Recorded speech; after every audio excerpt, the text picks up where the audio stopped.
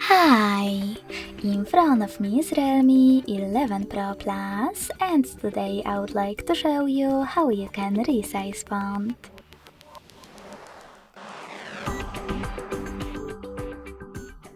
You need to begin by going into Settings and tapping on Display and Brightness.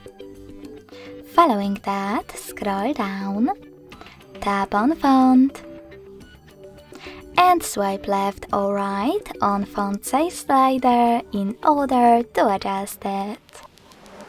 Lastly, to save your new font size, hit apply. So when I do that, as you can see, size of my text has changed.